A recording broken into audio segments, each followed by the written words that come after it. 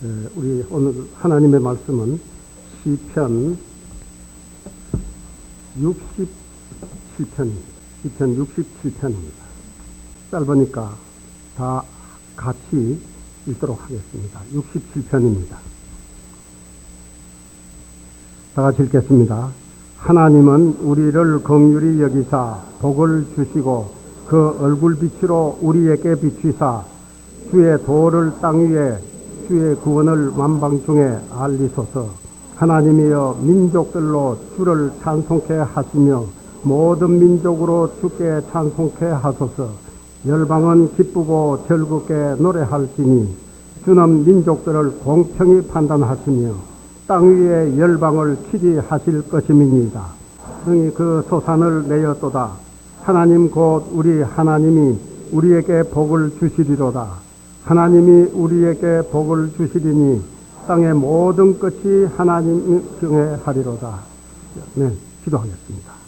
하나님, 오늘 시편 67편 말씀을 봉독했습니다. 아버지 하나님, 하나님의 말씀이 얼마나 귀하고 감사한지요.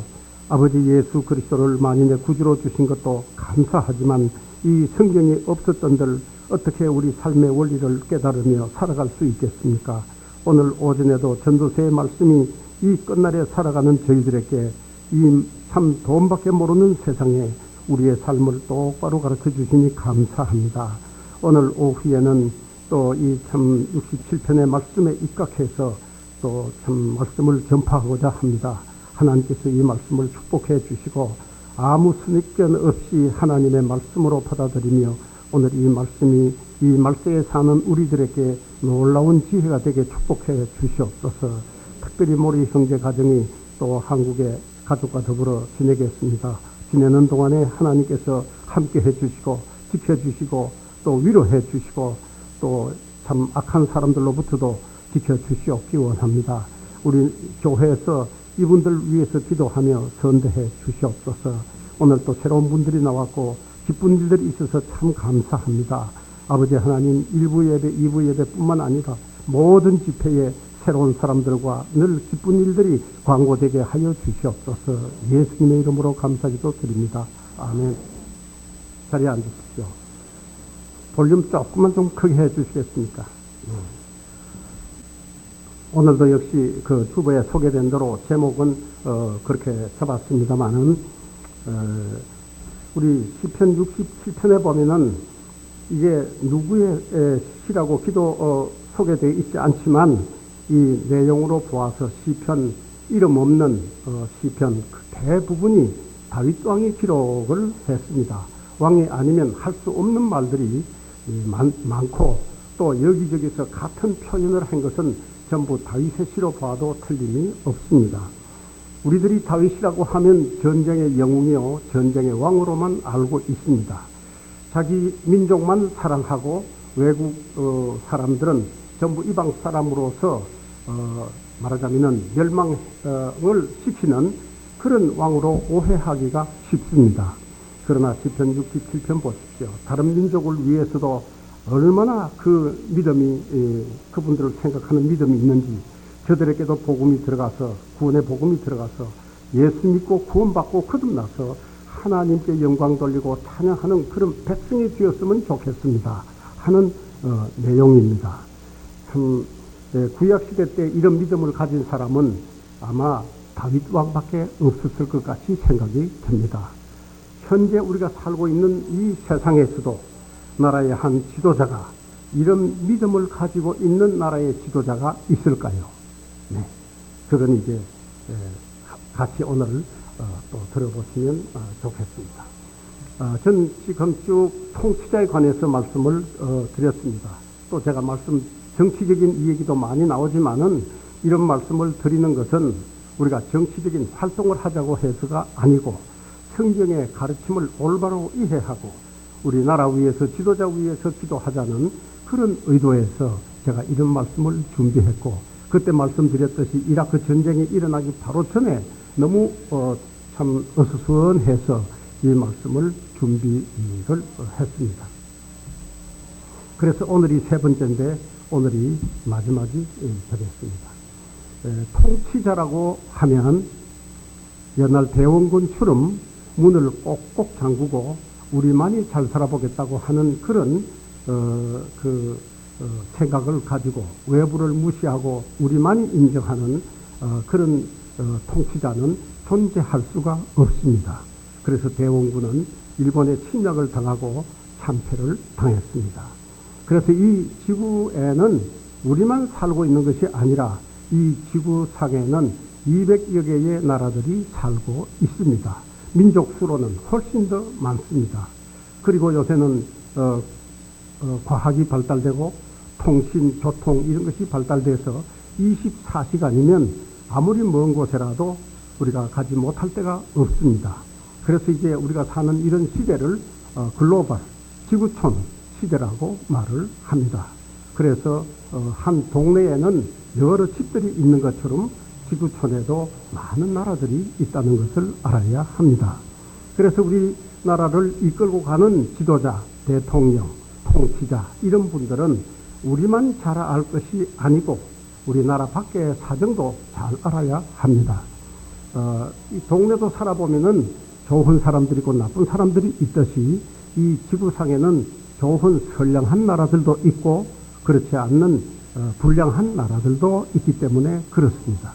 그래서 통치자는 이런 것을 잘 알지 못하면, 자칫 잘못하면 그 낭패를 당할 수도 있고 또 이런 것을 잘 판단해서 외교를 잘하고 국교를 튼튼히 하면 서로 큰 도움이 될 수도 있는 것입니다. 요컨대 정치적으로나 경제적으로나 군사적으로 전혀 관계없는 나라들이 거의 없습니다. 어떤 나라든지 간에 어떠한 영향을 주고받든지 간에 우리들은 다 관계를 형성하고 국제사회가 이루어지고 있습니다. 그래서 대통령은 외부의 나라에도 밝아야 돼요. 그래서 이 나라가 좋은 나라냐 아니냐, 이 지도자가 좋은 사람이냐 아니냐, 그것은 하나님의 통치 원리에 입각해서 판단을 하면 판단할 수가 있습니다. 통치 원리는 지난번에도 말씀드렸습니다. 진실, 정직, 인애, 그리고 공의, 정의. 적어도 이런 네 가지 원리를 가지고 생각을 하면 그 나라가 좋은 나라인지 아닌지, 그 지도자가 좋은 사람인지 아닌지, 100% 좋은 사람은 없지만은, 좋은 나라도 없지만은, 그래도 50% 넘으면 괜찮은 나라라고 봐야 할 것입니다. 그래서 이 지구상에는 다 좋은 나라, 불량한 나라들이 섞여 살고 있어요. 이런 것을 알지 못하고 멀리 해야 할 나라를 가깝게 하고 가깝게 해야 할 나라를 멀리 하면 우리 국익에 막대한 손실을 끼칠 수 있다는 사실입니다. 그래서 지도자를 위해서 분별력 있는 지도자가 되도록 기도를 해야 합니다. 이건 서론이고 제가 이제 구체적으로 하나 말씀드리고 싶은 것은 통치자는 싫든 좋든 초강대국 미국에 관해서 알아야 합니다. 이거 모르면 손해를 볼 수도 있고 어떤 위기에 직면할 수도 있습니다. 선입견 가지고 듣지 마십시오. 저는 지금 성경에 입각해서 말씀드리고 제 한평생 저는 성경을 벗어난 말씀을 드린 적이 없습니다. 선입견을 가지지 말고 꼭 들어주십시오. 미국이라고 하는 나라는 우리가 싫든 좋든 이 국제사회에서 책임을 지고 있는 나라요, 주도적인 입장에 있는 나라요, 심하게 말하는 사람들은 경찰 국가라고도 합니다. 그런 영향력을 가지고 있습니다. 여러분들이 신문을 잘 보셨으면 아시겠습니다만은 이라크 전쟁이 종식되고 나서 G7이라 해가지고 세계 선진국, 8대국 선진국 지도자들이 프랑스에 모여서 미국을 공식적으로 국제사회 지도국으로 발표를 한 적이 있습니다. 예. 이런 사람들은 왜 이런 발표를 할까 생각해 볼 필요는 있습니다. 그래서 어쨌든지 간에 미국의 영향 없이 내 마음대로 살아갈 수 있다 하는 그런 나라는 이 지구상에 몇 없을 것입니다. 결국은 부딪히게 되고 결국은 어떤 관련을 맺게 되는 것이 이 국제사회의 분위기가 그렇습니다.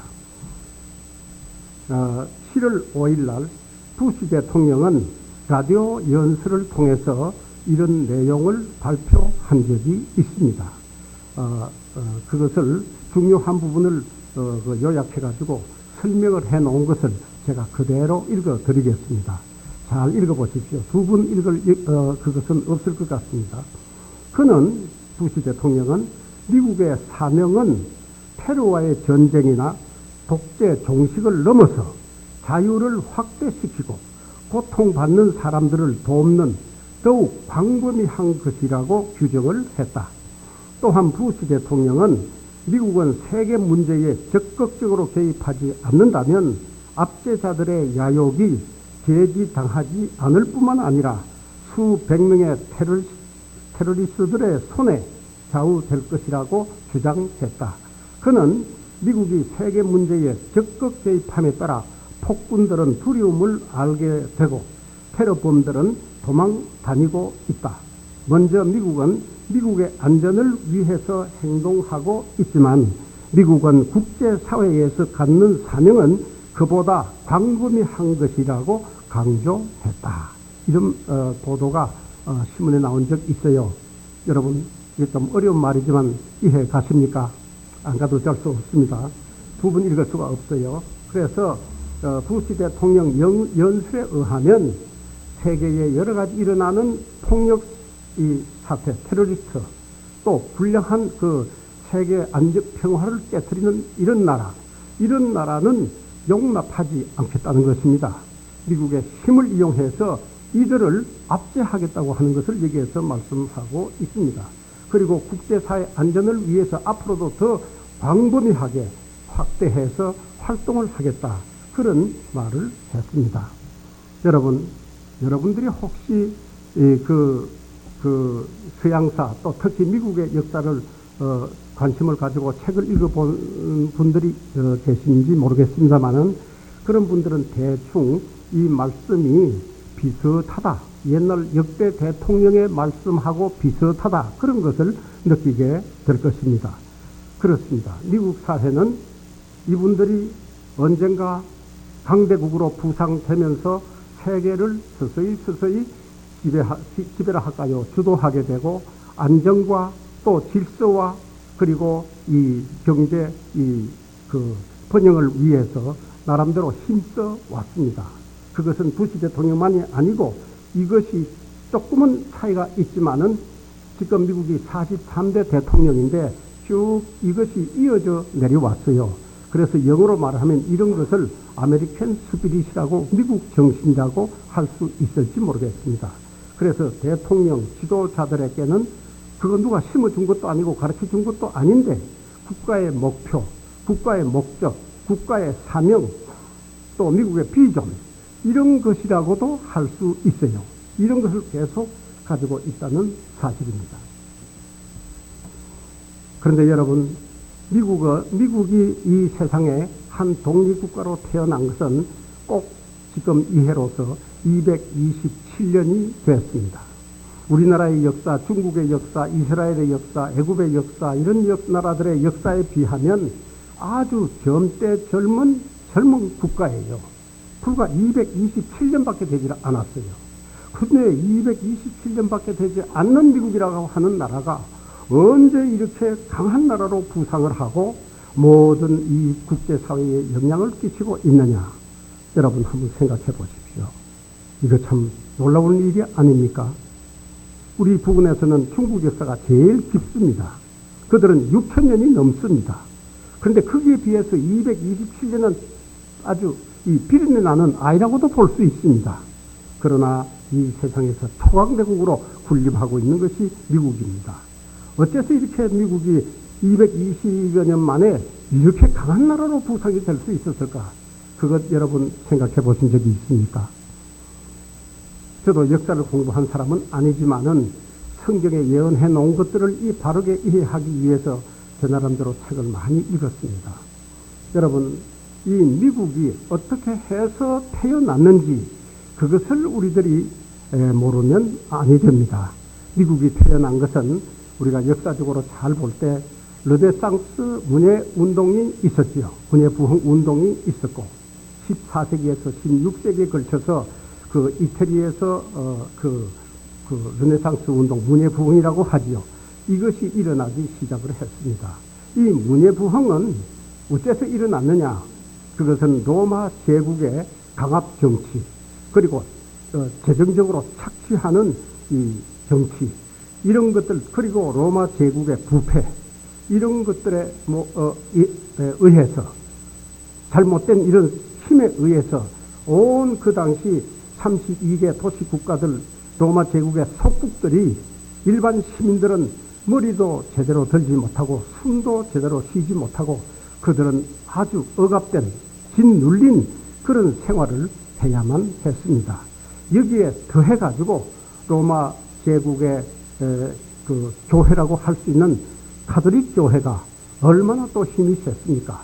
로마 제국의 힘을 얻고 이들은 이 가톨릭 교를 만들어서, 말하자면은 바빌론 제국의 우상 종교 위에다가, 우상 위에다가 우리 성경에 이 참 말하자면 삼위일체 이런 것을 덧입혀 가지고 만들어 놓은 로마 제국의 종교입니다.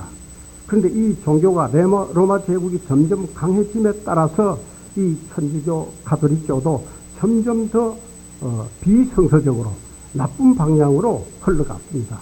세월이 거듭하면 거듭할수록 성경에 전혀 없는 그런 교리를 만들고 종교 행위를 강요하고 또 착취하기도 하고 그랬습니다. 예를 들면 마리아를 신성시 한다든지, 또는 연옥을 만든다든지, 또는 면죄부를 발행해서 돈을 거둔다든지, 이런 것들이 참을 수 없는 종교 행위였습니다. 그래서 로마 제국의 압박과 가톨릭교에 의한 종교 압박, 이런 것들이 그 당시 모든 일반 시민들을 완전히 짓눌렸어요. 그래서 이것이 언제까지 짓눌려 왔느냐? 기원 5세기로부터 14세기, 16세기까지 눌려왔습니다. 그래서 성경학자들은 이 시대를 암흑시대라고 일컫습니다. 그래서 이 암흑시대 때, 암흑시대로 사람들이 신음하고 있을 적에 14세기경에 이태리에서 문예운동이 일어난 거예요. 이것은 일종의 인본주의 사상의 계몽운동이라고 할 수 있습니다. 이것을 더 쉬운 말로 하면 일반 사람들의 자유, 그리고 인권, 이런 것을 논하는 운동이 일어났습니다. 이런 것이 문학적으로 일어났고, 그리고 예술적으로 일어났습니다. 그래서 사람들은 이런 운동을 통해서 이 암흑을 젖히고 광명을 보기 위해서, 자유를 찾기 위해서 엄청 운동이 많이 일어났습니다. 그래서 르네상스 운동이 16세기 들어와가지고 어떠한 운동이 일어났느냐 하면, 여러분 잘 아시다시피 그때 음악가들이 많이 참 나타났는데, 바하, 핸델, 베토벤, 모차르트, 하이든, 이런 분들이 어떤 말하자면은 검은 장막을 벗어젖히기 위해서 얼마나 밝게 연주를 했습니까? 그래서 이전에는 장송곡과 같은 천주교 음악만이 존재했지만은 르네상스를 통해서 아주 밝고 씩씩하고 장엄한 그런 노래들, 이런 노래들이 그때 다 나온 것입니다. 또 그림을 그리는 사람은 어둠을 벗어젖히기 위해서 어떤 그림을 그렸습니까? 그것은 아주 그냥 숫제 깜깜하고 칙칙한 거 다 벗어젖히고 전 나체의 그림들을 막 그렸습니다. 그것은 광명, 빛을, 자유를, 사람의 권리를 부르짖는, 찾고자 하는 그런 운동이었다고 볼 수 있습니다. 그때 그 사람들 중에 그림을 그린 사람, 조각가 마켈로츠, 또 비르톨로메모, 또 미켈란젤로, 또 레오나르도 다빈치, 요 끝에 두 사람은 우리 모두 다 아는 사람들입니다. 이런 사람들이 나체 그림을 전부 다 그렸어요. 이것이 검은 이 로마 제국 가톨릭교에서 덮어 씌운 그 검은 장막을 벗어젖히기 위한 운동이었습니다. 이 운동이 무슨 운동을 낳느냐 하면은 종교개혁 운동을 낳았습니다. 어떤 분들은 르네상스와 관계 짓지 않는데요. 르네상스 운동 없이는 1517년에 독일인 마틴 루터가 종교 개혁을 일으킬 수가 없습니다. 그것은 르네상스에서 분위기가 이미 조성되었어요. 하나님께서 온 세상을 밝히는 여명을 이미 비추어 줬습니다. 이 힘을 입고 이 독일인 마틴 루터가 종교 개혁을 부르짖었습니다. 천주교의 잘못된 95가지의 조목을 지적하면서 개혁을 부르짖었습니다. 그러나 시작은 독일 사람이 시작을 했습니다. 그러나 종교 개혁이 이건 100% 개혁이라고 할 수 없지요. 그러나 한 7, 80%라도 이렇게 성공하게 된 것은 전적으로 영국의 힘이 뒷받침되어 줘서 그렇습니다. 오늘 제 드리는 말씀을 듣고 책을 한번 읽으면 이런 것이 다 잡힐 것입니다. 그 당시 적극적으로 도와주신 분이 누구냐? 그분이 영국의 엘리자베스 여왕입니다. 영국에는 종교혁명이 일어나기 전에 이미 침례 교도들이 있었고 또 구원받은 사람들이 상당수 많았습니다. 존 버닝 같은 사람은 벌써 이미 그 당시 교회가 있었고 신학교도 있었고 신학교가 있었고 이미 그때 벌써 이분들은 다 목사가 되었습니다. 그 이전에도 목사가 있었고요. 다만 지하에 있었을 뿐이지 교회가 있었다는 사실입니다. 이것은 우리 피얼린 발자취를 쓴 캐롤 박사의 그 저서에 나옵니다마는 영국의 웨일스라고 하는 남부의 지역이 있습니다. 거기에는 기원 63년경에 사도시대 때 그 믿음의 사람들이 침례 교도들이 들어와서 웨일스 지역에 숨어서 지냈습니다. 그러면서도 이 사람들이 엄밀히 이 복음전도의 활동, 교회 활동을 했습니다. 그래서 영국에는 이미 침례 교도들이 있었습니다.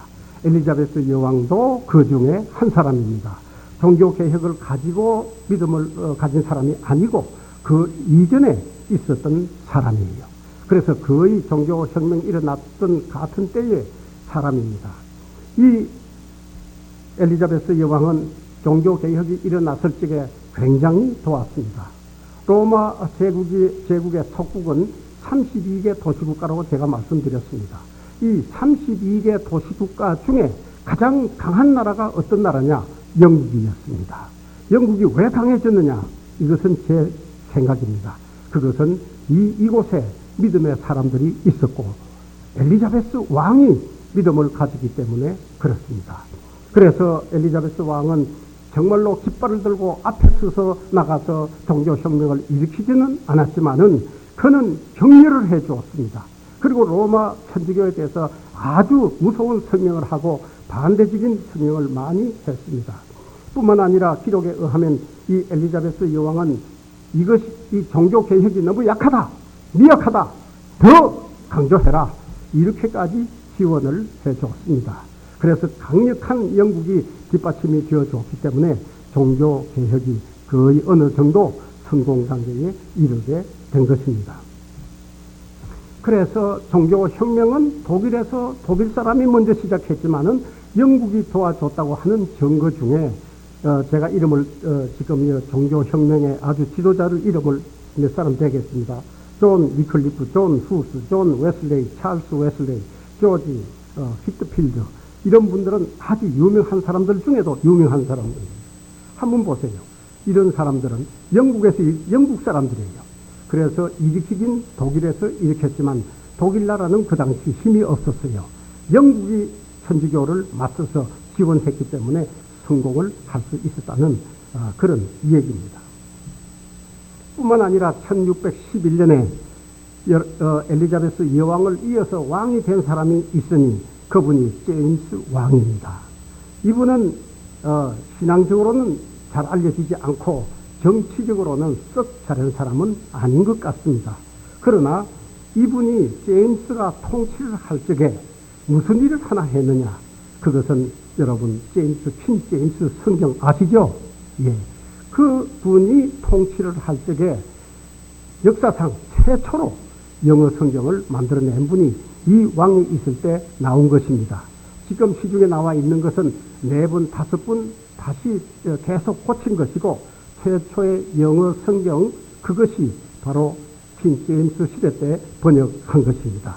여러분 그 당시는 오직 몰래 숨은 성경은 있을지 몰라도 그 당시 성경은 오직 천주교 성경밖에는 없었습니다. 그것은 정말로 성경이 아닌 것이죠. 그런데 킹 제임스 왕 시대 때에 이 킹 제임스 바이블이 탁 나오니까 어떻게 되겠습니까? 사람들은 성경 권리도 읽을 권리도 없는 시대지만은 이것을 만들어가지고 보급을 하니까 영국 사람들이, 영어를 아는 사람들이 모두 이것을 읽었습니다. 여러분, 이 성경을 읽어서 자동적으로 잘못된 성경으로 탄로난 것이 있는데 그것이 바로 캐톨릭 성경인 것입니다. 그래서 이 종교혁명이 더욱 날개를 달고 승승장구 이 검은 그 장막 그 암흑을 상당 벗어날 수가 있었습니다. 그 다음에 영국의 역할이 종교혁명을 거의 다시 말하면 로마 제국은 두말할 것도 없고 카톨릭교의 날개를 아주 한쪽 날개를 부질렀다고도 볼 수 있습니다.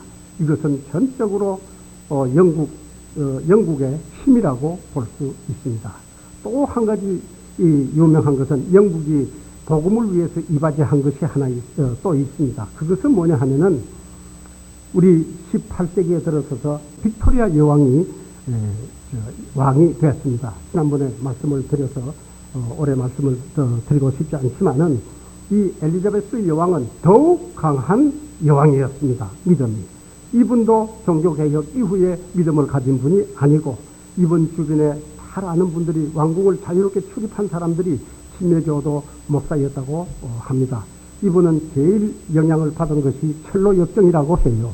근데 이 빅토리아 여왕은 통치도 잘했을 뿐더러 정말로 믿음의 여왕이었습니다. 그래서 그를 하나님께서 축복해 주셨죠. 지난번에도 말씀드렸습니다. 그 1860년경에 세계 면적의 4분의 1을 지배했고 또 세계 인구 6분의 1을 지배해서 대영 제국이라고 하는 명예를 처음 받게 되었습니다. 그런데 이분이 한 일이 무엇일까요? 이분 시대에 한 일이 무엇일까요? 그건 킹 제임스 여왕 모두 엘리자베스 여왕 이 세 왕들이 연결이 됩니다마는 대영 제국이 복음을 위해서 가장 헌신한 것은 무엇이냐 하면은 그것은 탐험 시대가 이루어졌어요. 대륙 지역으로 탐험, 해양 지역으로 탐험, 킹 제임스가 번역되고 그래서 그 당시는 탐험이 아주 유행을 많이 했습니다. 그래서 성경을 비치라면 길을 열고 등불을 밝히며 온 세계로 길을 연 것이 대영 제국의 공로라고 할 수 있습니다. 그래서 그 당시 서양, 아프리카, 오지 어디든지 이 영국 사람들이 들어가지 않는 곳은 없습니다. 그래서 이 하나님께서는 대영 제국을 일으켜서 축복을 해 주셔가지고 온 세계에 복음이 들어가도록 길을 닦고 불을 킨 문명으로 불을 킨 나라로서 헌신을 했습니다. 우리들은 이런 것을 역사로 듣고 알고 있지만은 하나님은 눈으로 보이지 않지만 하나님은 보좌에 앉으셔서 이 천지 우주 만물을 지배 주장하시는 분이십니다. 하나님이 세계를 주장하시는 분이세요. 이런 것을 우리들이 잘 알아야 합니다. 그러나 영국은 세계를 지배하는데 한계가 있습니다. 왜? 나라 자체가 조그만 도시국가이니까요. 여러분 지도 한번 보십시오. 그건 전부가 도시국가 조그만 나라들이에요. 이래 가지고는 온 세계를 복음화하는데 역부족입니다. 그런데 무슨 일이 일어난 줄 아세요? 영국의 침례교도들, 영국의 청교도들이 그때가 어느 때냐 하면은 1620년경에 120명의 이 믿는 사람들이 메이플라워라고 하는 배를 타고 범선을 타고 미국으로 올라갔습니다. 콜럼버스가 4차 탐험으로 발견한 미국 대륙을 찾아갔습니다.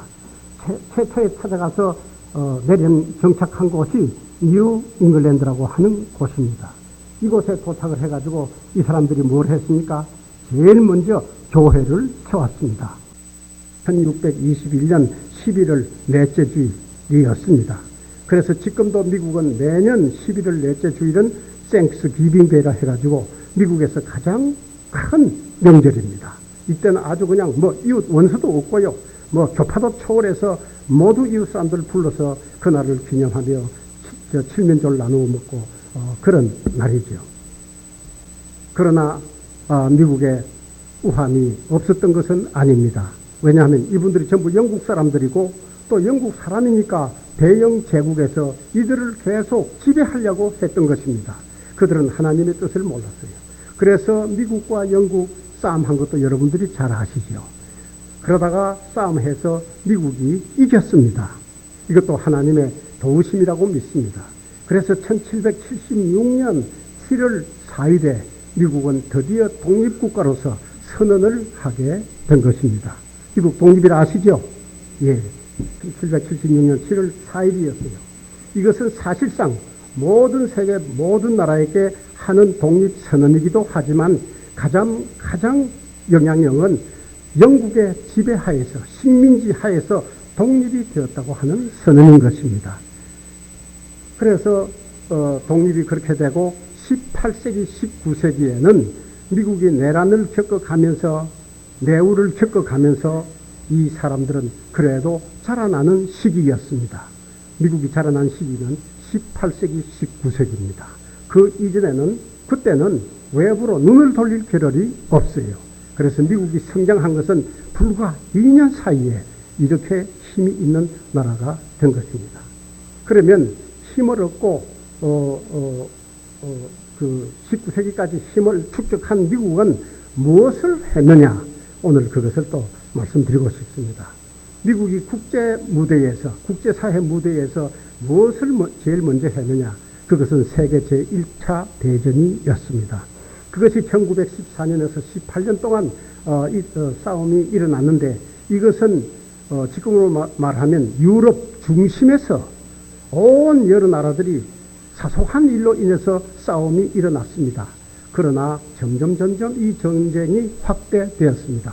그것은 독일이 이제 분할하는 그 당시에 영국에 선전포고를 하고 전쟁을 선포하고 전쟁을 시작했습니다. 영국이 큰 타격을 입을 수밖에 없고 독일이 잘 못한 거예요.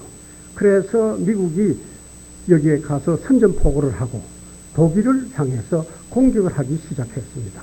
그래서 전쟁은 끝났습니다. 이때 다른 나라의 희생자도 많지만은 미국의 희생도 많고 미국의 돈도 많이 썼습니다. 이 전쟁이 끝나자마자 미국이 무슨 일을 했느냐? 1920년에 미국의 윌슨 대통령이 그 당시 국제사회 지도자들을 불러가지고 우리가 이 세상의 평화를 지키기 위해서는 이래서는 안 되겠다. 우리가 국제연맹 같은 기구를 조직해가지고 이 세계 안전을 위해서 지키도록 하자. 그런 제의를 해서 그것이 받아들여져서 국제연맹이 창설이 되었습니다. 그래서 싸움에 참석을 하고 그 미국의 제의로 국제연맹이 조직되었다고 하는 거 이거 잊어버리지 마십시오. 1939년에서 45년까지 세계 2차 대전이 발생했습니다. 이것은 여기에도 상당히 겪은 분이 계시죠. 2차 대전이 일어났어요. 2차 대전은 일본, 독일, 이태리 이 3개국이 팽창주의 정책을 쓰면서 자기 주변 나라들을 정복하기 시작하고 지배하려고 하는 야망이었습니다. 그런데 이것을 그대로 둘 수가 없지요. 그래서 우리 여기 미국과 영국이 여기에 참전을 했습니다. 국제연맹 가입국도 참전을 했습니다. 결국은 1945년 일본 천황이 손을 들고 그 미국의 항공모함 위에서 항복을 했습니다. 항복을 했어요. 이 전쟁이 끝나고 나서 항복을 받고 나서 바로 그해 10월에 미국의 이 트루먼 대통령이라고 생각이 됩니다. 이분이 무엇을 또 제의를 했느냐? 국제사회 국제연맹 제국의 지도자들을 불러가지고 국제연맹 기구로서는 이게 너무 약하다. 더 큰 조직을 할 필요가 있다. 어떠냐 여러분들은. 그렇게 해서 동의제청을 얻어가지고 1945년 10월에 국제연맹, 지금의 유엔이 결성이 된 것입니다. 그러니까 국제연맹 또 유엔 이런 것은 미국의 제의로 세계 안전을 위해서 만들어졌다고 하는 것 여러분들이 유념하시면 되겠습니다. 1950년 전쟁은 계속 일어났는데 불행하게도 6월 25일 한반도에서 전쟁이 발생했습니다. 김일성이 무력으로 적화 통일을 실현하기 위해서 쳐들어 온 것이죠. 그 이 얘기는 오래된 얘기가 아니니까 하지 않겠지만은 1953년 7월에 휴전이 협정돼 가지고 오늘에 이르고 있습니다. 이때 미국, 영국, UN 군들이 도와서 우리나라에 참전을 해서 북괴를 물리치고 휴전선까지 물리치고 휴전이 된 것이죠. 이때 미국 참전 병사 수가 150여만 명이 우리 한국에 왔다 갔습니다. 그리고 여기에서 전사자가 3만 7천 명입니다. 그리고 여기에서 부상당한 사람은 10만 명이 넘습니다. 실종이 8만 1,000명이라고 기록되어 있습니다. 이 사람들은 자기네들이 오고 싶어서 온 것이 아니고 사실은 이승만 대통령이 와서 도와달라고 얘기를 했습니다. 그래서 여기에 왔던 것이죠. 이 외에도 미국이 국제사회에서 활동한 것을 보면 그 미국은 1964년 베트남 전쟁, 1994년 이라크가 쿠웨이트를 침범했을 때 미국은 이런 전쟁에 모두 다 가입을 전부 다 했습니다. 그래서 도와줬습니다. 이런 것이 미국의 그 국제 활동에서 무엇을 위해서 활동했느냐 이런 것을 우리가 역사를 통해서 볼 수가 있습니다. 그런데 지금 이제 그런 시대는 다 지나갔어요. 지금 현재 미국이라고 하는 나라의 목적, 역할, 사명 그것이 무엇이냐? 그것은 아까 제가 말씀을 드렸습니다. 그런데 미국이 이런 역할을 함으로써 국제사회에 끼치는 유익이 뭐냐?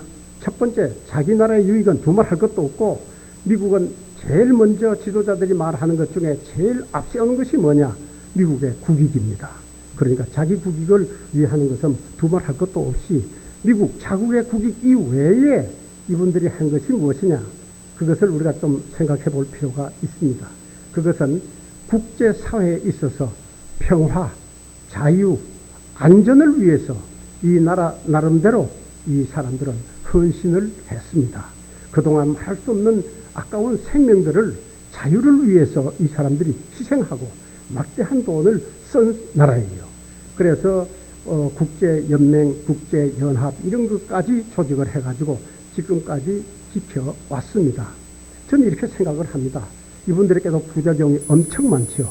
전 개인적으로 미국 사람들에게 저도 많은 유감이 있습니다. 그건 그렇다 해도 우리가 역사적으로 볼 때 지금까지 국제 질서 이런 것을 지켜온 것은 미국의 힘이 컸다. 그리고 유엔 연합국들의 힘이 컸다. 이런 것을 우리들은 알아야 할 것입니다. 만약 우리가 도움을 청해도 미국, 영국이 국제연맹의 나라들이 오지 아니했다면 우리는 속절없이 공산주의 국가가 되었을 것입니다. 다른 분들은 몰라도 저는 그리스도인으로서 무신론, 유물론주의, 공산주의 국가는 저는 결사 반대입니다. 왜냐하면 저는 복음만 있으면 그 정치가 무엇이든지 저는 상관없습니다.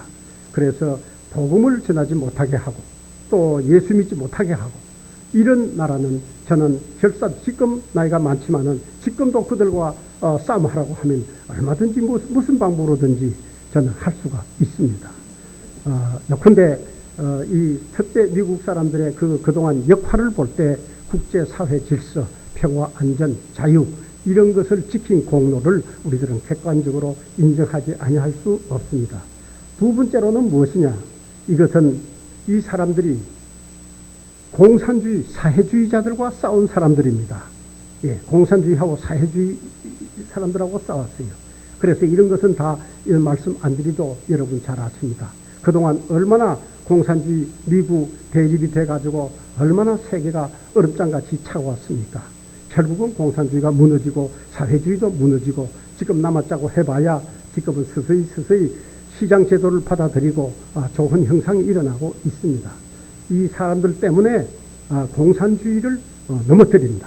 그런 것을 우리들은 볼 수 있습니다. 세 번째로는 무엇이냐? 이것이 오늘 제가 말씀드릴 핵심입니다. 미국 사람들이 전쟁을 해서 변하는 것이 하나 있습니다.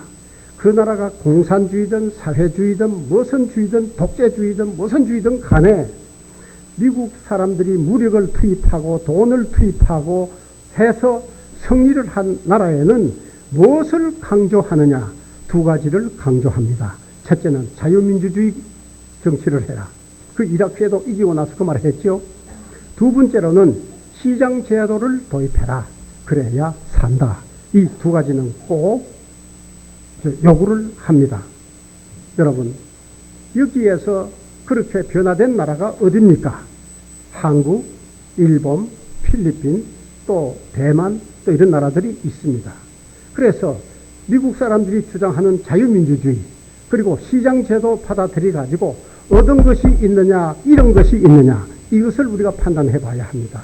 여러분, 우리가 6.25 나기 전에 대한민국의 신앙의 자유가 있었습니까? 없었습니다. 일본의 믿음의 자유가 있었습니까? 저 일본 시대 교육받은 사람이에요. 네. 우리 모리모토 형제 아버지 그 시대에 일본의 복음전도 할 수 없어요. 네. 일본 사람들이 한국에까지 와가지고 생활하고 하는 것을 놓고 지네가 밟으면 살고 넘어가면 죽여. 그렇게 해서 얼마나 순교를 많이 당했습니까? 그래서 일본, 한국, 대만, 필리핀 카톨릭 국교예요. 이런 나라 보세요. 무슨 나라가 됐습니까? 그래도 자유민주주의 국가가 됐습니다. 이것에서 얻은 것이 무엇이냐? 다른 것은 다 놔두고라도 자유, 인권, 무엇보다도 복음이 들어왔습니다. 맞죠? 이런 자유주의 민주국가가 들어오지 않았으면 여기 있는 분들 전부 구원받을 수 없었어요. 자유민주주의 얼마나 감사한지 몰라요. 저는 구원받았으니까요. 두 번째, 자유시장 제도입니다. 그런데 미국이 오늘날 IMF 은행하며 온 세계의 경제 기구는 다 쥐고 있어요. 그러니까 무력으로도 쥐고 있지만은 경제적으로 다 쥐고 있어요. 그래서 이분들이 주장하는 것이 뭐예요? 이분들이 자유시장, 자본주의 받아들이자는 거예요. 그래야 잘 산다는 거예요. 자, 제가 질문 한번 해보겠습니다. 자본주의 시장, 시장 제도, 이 제도를 들여가지고 우리 한국이 잘 사나요? 못 사나요? 예. 일본 잘 사나요? 못 사나요? 대만 잘 사나요? 못 사나요? 이상하죠? 네. 잘 삽니다. 그래서 자유민주주의, 또 시장제도, 이 원리를 받아들이는 나라는 복을 주십니다. 여러분, 성경적으로 대답해봐요. 복은 누가 주시나요? 하나님이 주시는 겁니다. 왜? 복음이 있는 곳에 하나님이 역사하시니까요. 그래서 우리들은 참 이런 사명을 미국이 이런 일을 해서 아주 큰 도움이 됐다고 하는 거, 이런 거 우리가 특히 복음, 이런 것을 우리가 잊지 말아야 합니다. 그래서 지금도 이 미국은 반대도 많고 또 비난도 많지만은 미국은 여전히 부시 대통령 뭐라고 합니까? 우리는 세계의 안정과 질서와 평화를 위해서 계속 헌신할 것이고 봉사할 것이다. 그거예요. 여러분, 이라크는 지금 정부가 잘못된 정보에 의해서 전쟁을 일으킨 거 미국 실수했지만은 하여간 앞으로도 미국이 어떠한 일을 할지 모릅니다. 그런데 지금까지 미국의 그 파병을 통해서 승리를 통해서 두 가지가 보급되었다고 하는 거 우리들이 오늘 하나 깨달으시면 되겠습니다. 그런데 마지막으로 미국은 정말로 미국은 그러면 이 지구상에서 맞는 국가냐? 미국은 정말로 제국주의 노선으로 나가도 괜찮느냐? 그것은 절대로 아닙니다. 왜? 하나님이 용납지 않으니까요. 여러분, 미국에 이런 힘을 누가 줬다고 생각을 하십니까? 예, 아까 제가 하나 빠졌어요. 미국을 제일 먼저 시작한 사람은 교회부터 먼저 시작했고, 나라를 건국한 초기 미국 사람들은 대부분이 그리스도인들이었습니다. 그리스도인들이 나라를 세웠다고 해도 과언이 아니에요. 미국 대통령 한번 쭉 보십시오. 거기에 불신자들이 있나요? 믿음이 잘못된 사람은 얼마든지 있겠지만은 나름대로 전부가 하나님을 경외하는 사람들이 대통령이 되었습니다. 지구상에서 이런 나라 좀 없어요. 뿐만 아니라 아까 부시 대통령이 얘기한 것처럼 세계 평화를 위해서, 안전을 위해서, 테러 폭력을 위해서 우리는 끝까지 희생할 것이다. 이런 소명을 가지고 있는 나라, 이런 목적을 가지고 있는 나라는 제가 볼 때 미국밖에 없어요. 그래서 자연적으로 비난도 많고 잘못된 실수도 많아요. 그러나 미국이 앞으로도 어떻게 될지 모르지만은 지금 미국 당할 재간이 없어요. 그래서 미국이 자칫 잘못하면은 또 빗나갈 수도 있어요. 그러나 우리 하나님은 영존하시는 분이십니다. 미국이라고 해서 모든 일에 자유로울 수는 없습니다. 미국이라고 하는 초강대국도 어디 밑에 있어야 하느냐? 하나님의 통치 원리하에 있다는 것을 잊어버리지 마십시오. 그래서 미국이 주의할 것은 교만하지 말아야 돼요. 지금 하나님은 미국에게 회초리를 줘서 국제사회를 다스린다고도 볼 수 있어요. 그러나 이 회초리를 버리고 몽둥이를 가지고 민족들을 약한 나라들을 친다고 하면 하나님은 그 나라를 그대로 두지 않을 것입니다. 저는 제 말이 아니고 우리 에스겔서 7장 10절에서 12절에 보면은 몽둥이가 꽃피며 교만이 싹났도다. 포악이 일어나서 죄악의 몽둥이가 되었은즉 그들도 그 무리도 그 재물도 하나도 남지 아니하고 그 중에 아름다운 것도 없어지리라. 이것은 옛날 바벨론 제국이 일시적으로 세상에 회초리 노릇하도록 하나님께서 힘을 줬어요. 느부갓네살 왕에게. 근데 느부갓네살 왕이 예루살렘 쳐들어와서 성전도 다 불사르고 왕 눈을 다 빼버리고 눈 빼기 전에 자식들 왕자들을 막 죽이고 그리고 수천 명을 노예로 잡아갔습니다. 노예로 잡아가지고 간 것까지는 모르지만은 성전 불태운다든지 또 여러 가지 하는 거 이런 것은 제가 볼 때 이 바벨론 제국의 교만이요 폭력이라고 봅니다. 그래서 하나님께서 바벨론 제국에 하는 말씀이에요. 그래서 바벨론 제국을 하나님께서 이 지구상에서 흔적도 없이 없애버리고 말았습니다. 지금은 미국이 그런 역할을 하고 있습니다. 이럴수록 겸손해야 되고 이럴수록 자제할 줄 알고 어쩔 수 없이 이건 정말로 성경적으로 객관적으로 옳다. 그때는 공격할 수 있을 것입니다. 그러나 이라크는 제가 볼 때 큰 실수를 했어요. 대량 살상 무기 있다는 정보를 받고 미국이 전쟁을 일으켰습니다. 지금까지도 못 찾고 있어요. 지금은 잘못된 정보에 의존했다는 것이 드러났습니다. 그래서 여러분 지금 미국은 매우 난처한 중에 있는 것입니다. 이런 것이 교훈이 돼가지고 앞으로 신중히 했으면 또 역할을 감당할지 모르지만은 미국은 항상 교만하지 말아야 합니다. 제게 미국이 무엇이 나쁘냐고 묻는다면 교만입니다. 그래서 미국은 주의를 해야 돼요. 그러나 미국 같은 나라가 없다면 이 세상은 약육강식의 나라 세상이 될 것입니다. 그래서 우리들은 이런 말이 있잖아요. 무법보다는 악법이라도 있는 것이 좋다는 말이 있어요. 그래서 국제 질서, 자유, 평화 이런 것을 위해서 국가적으로 헌신하는 이런 미국이 있다는 거 이거 하나님의 뜻인 줄 알고 하나님께 감사하고 우리나라와 세계를 위해서 복음 전파될 수 있도록 기도하는 우리 교회가 되었으면 좋겠습니다. 제가 바라는 거 다른 데 없어요. 기도하자는 것입니다. 아시겠습니까? 예. 하나님 아버지 은혜와 사랑을 감사합니다. 참 이 힘이 부족한 것이 이 짧은 시간에 참 이 미국의 건국 동기 또 주의 뜻을 살피면서 오늘 말씀을 드렸습니다.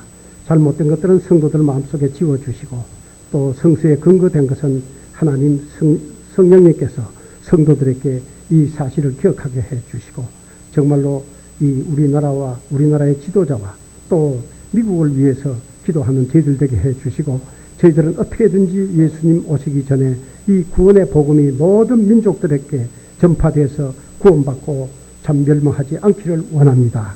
아버지 하나님께서 참 성령으로 역사하시고 많은 영혼들이 구원받도록 도와주시고 우리 교회가 그 부분에 기도할 뿐만 아니라 헌신하는 저희 교회가 되게 하여 주시옵소서.